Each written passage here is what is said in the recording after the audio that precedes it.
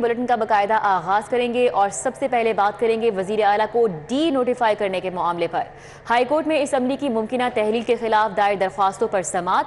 Justice Abid Aziz Shaikh की सरबराही में 5 रुकनी large bench समात कर रहा है।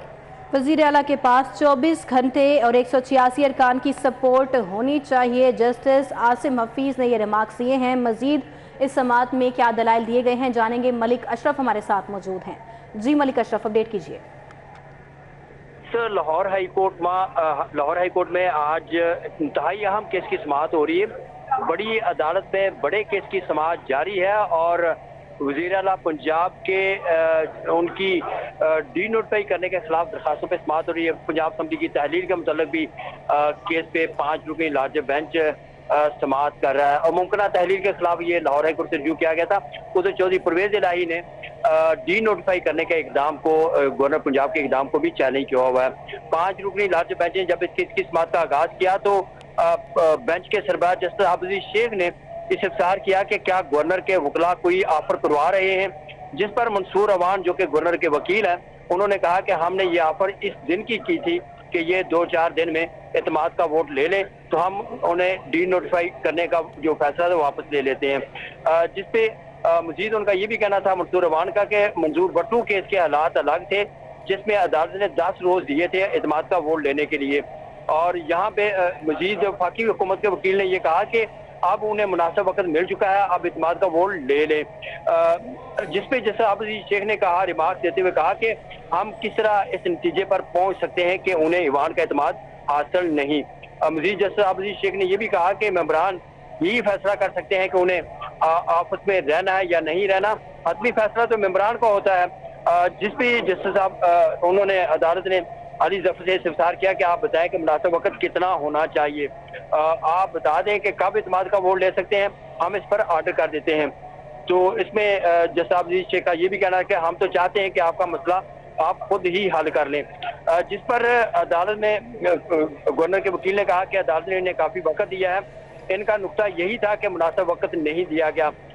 जिसमें मजीद मंसूर अवान एडवोकेट का ये कहना था कि उनके लिए अदालत ने एतमाद का वोट लेने का रास्ता भी खुला रखा था।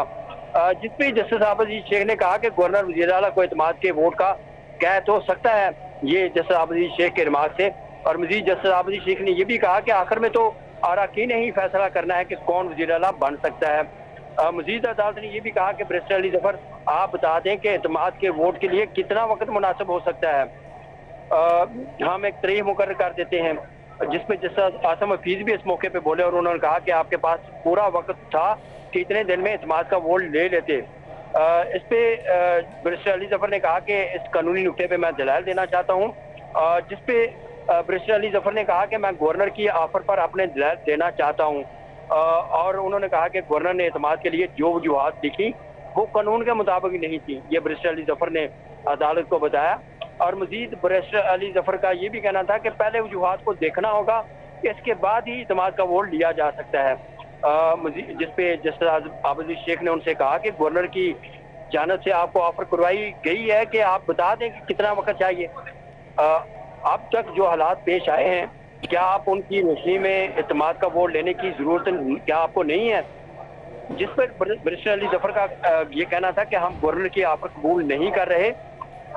जिस पे अदालत ने कहा कि गवर्नर दोबारा नोटिस जारी करें और आपको कितने दिन में एतमाद का वोट लेना होगा ये अदालत को बता दें। ये जिस पे जस्टिस आबिद अजीज शेख ने परवेज इलाही के वकील से ये मुकालमा करते हुए कहा कि अगर आप नहीं चाहते, दोनों फ्री कैन इस पे नहीं मुतमिन, तो अदालत मैच पे ये फैसला कर देगी। जिस पर मजीद परवेज इलाही के वकील ने आगे से बोले कि क्या आप इस नुक्ते पर कानून के मुताबिक फैसला चाहते हैं या एतमाद के वोट लेने को तैयार हैं? यानी कि हमारा ये है कि पहले तो हम ये देखें कि गवर्नर ने जो ऑर्डर किया है क्या वो कानून के मुताबिक है भी या नहीं। जिस पर जस्टिस आबिद अजीज शेख ने उनसे कहा कि वज़ीर आला के रहने का फैसला तो फ्लोर टेस्ट पर ही होना है। बैरिस्टर अली जफर ने कहा कि जी परवेज इलाही तो वोट लेकर ही वज़ीर आला बने हैं। जिस पर जस्टिस आसिम हफीज ने यहाँ पर रिमार्क्स दिए और उन्होंने कहा कि वज़ीर आला के पास 24 घंटे थे और 186 अरकान की सपोर्ट होनी चाहिए थी। मजीद अदालत ने यह भी कहा कि गवर्नर को मुनासिब वक्त देना चाहिए, ये जस्टिस आबिद शेख ने कहा। मजीद ये भी कहा कि ऐसा नहीं हो सकता कि छुट्टियां हों और लोग उम्रे पे चले जाएं और गवर्नर इत्मीनान का वोट का कह दें। आप दोनों फ्रीकैन का इत्तेफाक रहे नहीं हो रहा तो हम इस केस का फैसला मैट पे कर देते हैं, जिस पर इस वक्त बैरिस्टर अली जफर जो है वो उन्होंने दलाल देने शुरू किए। तो इसके बाद मंसूर अवान जो कि गवर्नर के वकील हैं, उन्होंने कहा कि वज़ीर आला को गवर्नर के कहने पर वोट लेना जरूरी है, ये कानून कहता है। जिस पे जस्टिस आसम फीस ने कहा कि कोई फ्रीक भी नंबर्स को हाथ लगाने को तैयार नहीं, सब सोच रहे हैं कि पहले जो करेगा वो भरेगा।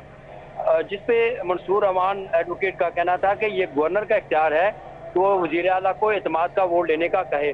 तो इस वक्त भी केस की समाज है वो इस वक्त जारी है और बैरिस्टर अली जफर जो है वो मैट पे दलाल दे रहे हैं। अच्छा मलिक अशरफ, अभी तक की जो अदालती कार्रवाई हुई है परवेज़ इलाही के वकील अली जफर की जानिब से जो दलाइल दिए गए हैं, अभी तक अदालत कितनी मुतमईन नजर आ रही है उन दलाइल से, और क्या मुतवक्की है कि आज फैसला हो जाएगा इस केस का?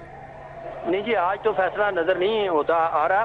पहले तो अभी तक यही कोशिश थी अदालत की कि ये दोनों फ्रीकैन बहमी रजामंदी से वोट ऑफ कॉन्फिडेंस का जो टाइम है वो मुकर्रर कर लें और अदालत मैट पे ना जाए।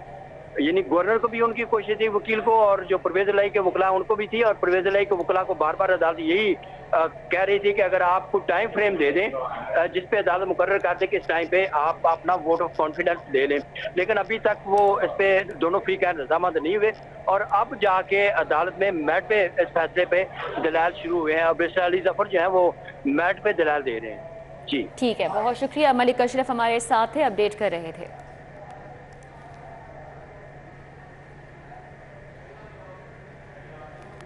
और अभी आपको बताएं कि शहर के गली मोहल्लों की दुकानों पर अब भी सस्ता आटा नहीं पहुंच सका है। रोजाना 10 किलो आटे के 4,23,850 थैले दिए जा रहे हैं। फ्लोर मिल्स की जानिब से ये दावा किया जा रहा है, जबकि आटे के थैलों की कुल मांग 4.5 से पौने 5 लाख थैले रोजाना है। मजीद तफसीलात जानेंगे शहजाद खान अब्दाली से। शहजाद, बताइए इस हवाले से।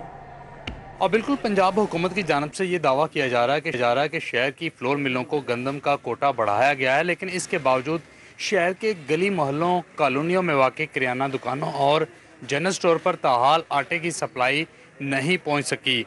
फ्लोर मिलों के मुताबिक लाहौर में रोज़ाना की बुनियाद पर 10 किलो आटे के 4,23,850 थैले दिए जा रहे हैं, जबकि लाहौर शहर में जो 10 किलो आटे के थैलों की डिमांड है यानी तलब है वो तकरीबन 4.5 से पौने 5 लाख थैले हैं। यानी लाहौर में रोज़ाना की बुनियाद पे 50,000 आटे के थैलों के शॉर्टफॉल का सामना है और इसी वजह से लाहौर की गली मोहल्लों की दुकानों के अंदर आटा दस्तयाब नहीं है। और इस हवाले से शहर की फ्लोर मिल्स मालकान ये कहते हैं कि शहर लाहौर के अंदर मुकम्मल तौर पर इस बहरान को ख़त्म करने में अब भी कम अज़ कम 1 हफ़्ता ज़रूर लगेगा।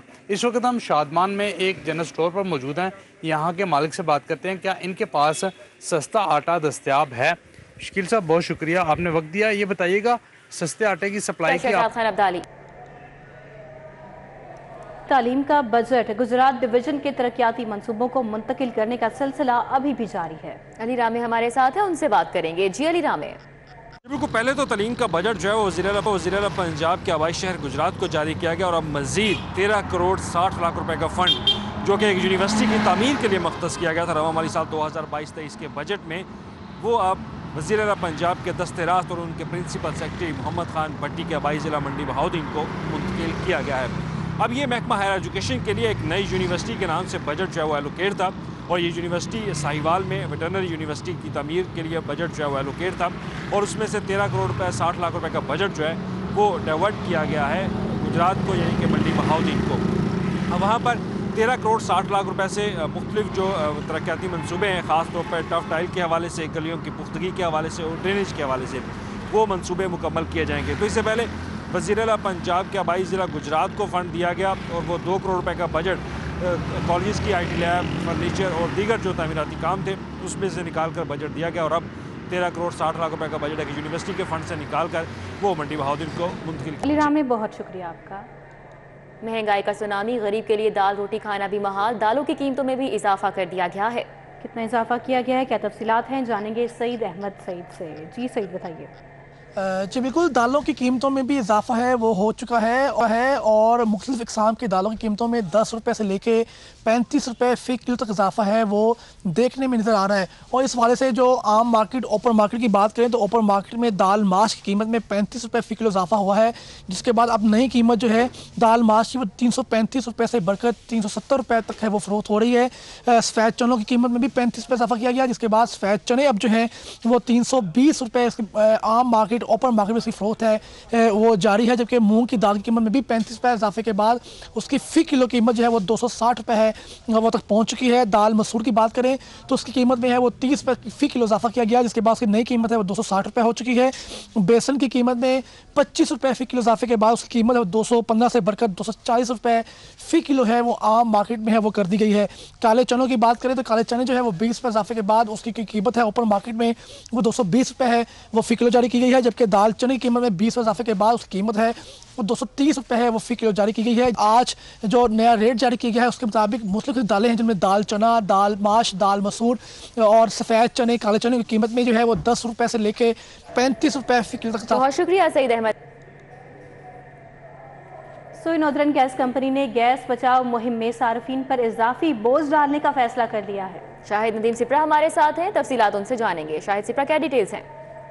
जी बिल्कुल, सोई नॉर्दर्न गैस कंपनी की जानिब से गैस बचाओ मुहिम के दौरान सार्फिन पर इजाफी बोझ डालने का फैसला किया गया है और एक दरख्वास्त ओगरा को दायर की गई है, जिसमें इस बात की इस्तदा की गई है कि वो सार्फिन जो कि गीज़र का इस्तेमाल करते हैं तो उनको कोनिकल बैफल जो है वो लगाना लाजमी करार दी जाए, जिसकी कीमत 2600 रुपये मुख्तस की गई है। और साथ में ये भी कहा गया है कि ये जो कीमत है ये आइंदा कोई भी सारिफ जब अपना कनेक्शन हासिल करने के लिए कंपनी के साथ कॉन्ट्रैक्ट करेगा और डिमांड नोटिस का इजरा होगा तो ये पैसे उसकी सूरत में वसूल किए जाएंगे और लिहाजा ओगरा इस बात की मंजूरी दे कि ये पैसे वसूल करने के लिए इसको डिमांड नोटिस का हिस्सा बना दिया जाए। दूसरी जो तजवीज़ रखी गई है कि वो सार्फिन जो कि पहले से गीज़र अपना लगवा चुके हैं लेकिन उसमें कोनिकल बैफल मौजूद नहीं है तो कंपनी उनको लगा कर देगी, लेकिन उसकी कीमत भी बिलों की सूरत में वसूल की जाएगी, तहम उस पर इकसात की सहूलत दी जाएगी। ये इजाफी बोझ है जो कि 2600 रुपये सार्फिन पर डाला जाएगा और उनसे बिलों की सूरत में वसूल किया जाएगा। ये वाज़ेह कर दूँ कि यह प्रोजेक्ट SNGPL ने 6 साल कबल शुरू किया था, लेकिन शायद से आपका धुंध और लोड शेडिंग, क्लासरूम्स अंधेरों में डूब गए, तलबा की हाजिरी में 50% तक कमी आ गई, अक्सर तलबा बीमार भी हो गए हैं। मजीद तफसीलात जानेंगे जुनेद रियाज से। जी जुनेद। जी, तालीमी इदारे तो खोल दिए गए हैं लेकिन मसलसल स्कूलों में लोड शेडिंग का सिलसिला जो है वो जारी है। मौसम सख्त सर्द है और दूसरी जानब शदीद धुंध है और यही वजह है कि जो मसलसल लोड शेडिंग हो रही है उसकी वजह से तलबा को पढ़ने में शदीद मुश्किलात का सामना दरपेश है और स्कूलों में हाजिरी भी जो है वो 50% जो है वो कम हुई है इसकी वजह से। और जो मसलसल लोड शेडिंग हो रही है मुख्तलिफ इलाकों में जिस तरह शादरा, रायमंड, जल्लो मोड़ और वाघा के इलाकों में जो है जो स्कूल मौजूद है वहाँ पर घंटों जो है वो लाइट नहीं आ रही और यही वजह है कि तलबा को शदीद मुश्किलात का सामना पढ़ने में जो है वो पेश आ रहा है और जो उनकी बनाई है उसके ऊपर भी जो है वो मनफी असरात मुरतब हो रहे हैं। इस वाले से तलबा और असातिज़ा ने मुतालबा किया कि फौरी तौर पर लोड शेडिंग जो कि स्कूल के औकात कार में की जा रही है वो कम की जाए ताकि तलबा एक तो पढ़ सके और दूसरा अपने सालाना इम्तिहानात की भी तैयारी कर सके। इस हवाले से डिस्ट्रिक्ट एजुकेशन अथॉरिटी लाहौर का कहना है कि उन्होंने पहले से ही लेस्को को एक दरखास्त लिख दी है कि स्कूल के औकात में लोड शेडिंग कम की जाए ताकि उनका जो तालीमी जो शेड्यूल है वो पूरी तरह मुतासर। जुनेद रियाज, बहुत शुक्रिया अपडेट किया। बात करें शहर के मौसम की तो मतला अबर आलूद है, धुंध के डेरे बरकरार हैं, शहर भर में कहीं ज़्यादा तो कहीं कम धुंध नज़र आ रही है। मजीद मौसम का अहवाल जानेंगे कोमल असलम से। जी कोमल। बिल्कुल, लाहौर शहर में धुंध का रात जो है वो ताहाल बरकरार है, लेकिन सुबह की निस्बत जो है वो इस वक्त कमी देखने में नज़र आ रही है और शहरियों की जो मामूलाती ज़िंदगी है वो भी आहिस्ता आहिस्ता जो है वो मामूल के मुताबिक गुजरते हुए नज़र आ रही है। इसके साथ साथ मैं आपको ये भी बताती चलूँ कि जो लाहौर में AQI की शरह है वो 184 रिकॉर्ड की गई है। लाहौर आलूदा तरीन शहरों की फहरिस्त में 4थे नंबर पर भी आ चुका है।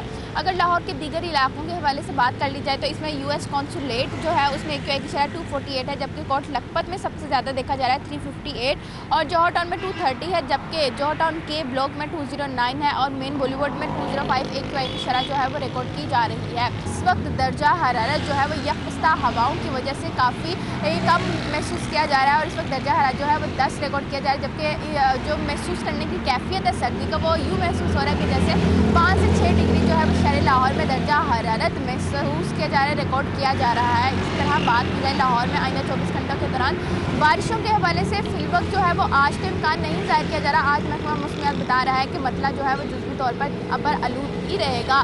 तो दर्जा हरारत जैसा कि मैंने बताया कि आज कम से कम कोमल असलम, बहुत शुक्रिया आपका। न्यूज़ स्टूडियो से फिल वक्त इतना ही। आप देखते रहिए सिटी 42।